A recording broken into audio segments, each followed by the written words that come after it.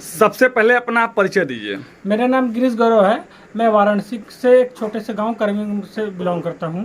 अच्छा, और आप पेशे से करते क्या हैं? मैं पेशे से एक सामाजिक कार्यकर्ता हूं।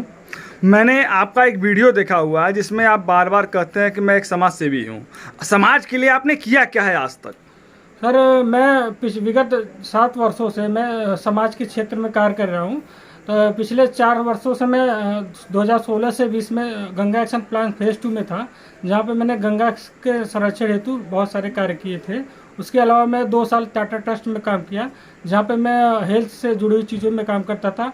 बेसिकली मैं आशाओं को ट्रेनिंग वगैरह प्रोवाइड करता था।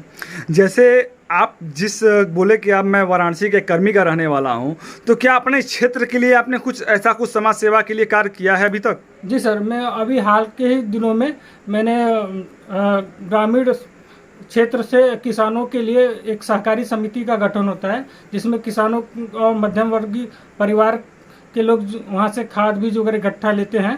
तो उसी में मैं डायरेक्टर का चुनाव लड़ा था और उसमें मैं विजयी हुआ हूँ। मैं आपसे ये जानना चाहता हूँ कि और आपके माध्यम से दर्शकों को बताना चाहता हूँ कि आप बताएं उनको कि समाज सेवा होता क्या है।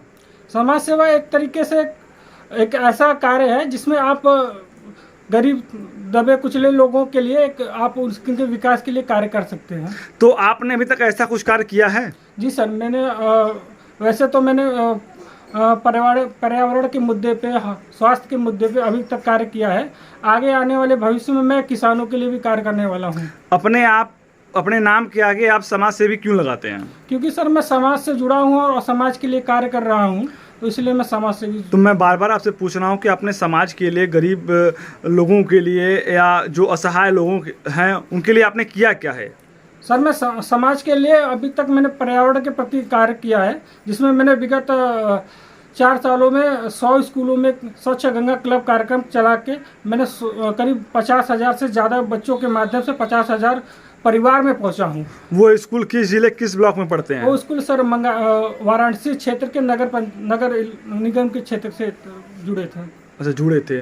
क्या कुछ ऐसे 2-4 स्कूलों का नाम हमको गिना सकते हैं, बता सकते हैं? आपके बनारस जो प्रतिष्ठित विद्यालय उससे मैं जुड़ा हूँ। आपका बनारस हिंदू यूनिवर्सिटी के सेंटर हिंदू बॉयज़ से ले सकते हैं, सेंटर हिंदू गर्ल्स ले सकते हैं। इसके अलावा जेपी मेहता इंटर कॉलेज, इधर आप क्वींस कॉलेज ले सकते हैं। आप मतलब बनारस में कह सकता हूँ जितने बड़े कॉलेज हैं जहाँ करीब 10,000 से लेकर 20,000 तक बच्चों का स्ट्रेंथ है, वहाँ तक हम लोग पहुँचे हुए हैं। जब आप अपने को समाज सेवी के रूप में सामने रखे हुए थे, तो ऐसा क्या कारण हुआ कि आपको चुनाव लड़ना पड़ा? सर, बेसिकली देखा जाए तो समाज क्षेत्र में कार्य में सबसे पहला रोड़ा आता है कि आप प्रशासनिक अमले के साथ मिलकर काम तो करना चाहते हैं, लेकिन उनका सहयोग नहीं हो पाता। तो क्या समाज सेवा करने के लिए लोगों को चुनाव लड़ना चाहिए? ये बस यही एक विकल्प है?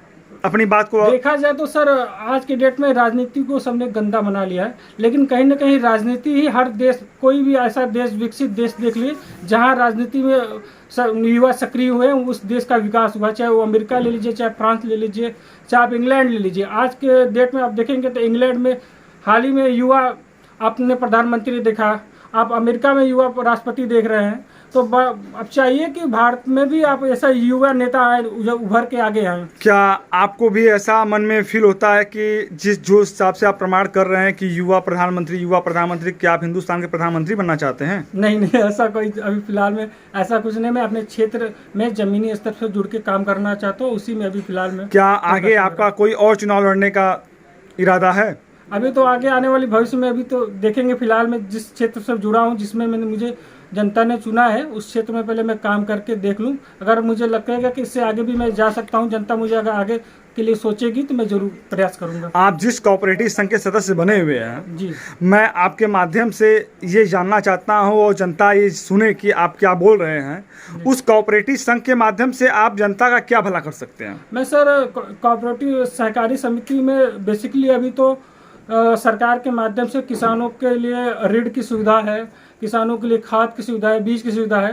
कहीं ना कहीं किसान को हमें लगता है मूलभूत सुविधाएं वही चाहिए। तो फिलहाल के लिए किसानों के लिए हम जो मूलभूत सुविधा है, आपका ऋण, खाद, बीज और भी जो हो सकता है, मैं उनके लिए कर सकता हूँ। करने का क्या प्रयास करूंगा। वो तो ऑलरेडी पहले से है सारी सुविधाएं, आप क्या करेंगे? जी सर, मैं उसके लिए अभी तो मैं एज ए डायरेक्टर निर्देशक के रूप में उसमें क्या सुधार कर सकते हैं उस कोऑपरेटिव में, क्योंकि विगत 20-25 सालों में मेरे कोऑपरेटिव का हालत बद से बदतर होता चला गया है। तो कहीं ना कहीं अभी जो लूट खसोट मची हुई है उसको कहीं ना कहीं उसके अंदर जाके बैठ के उसमें देखना है कि उसमें क्या सुधार कर सकते हैं अपनी तरफ से।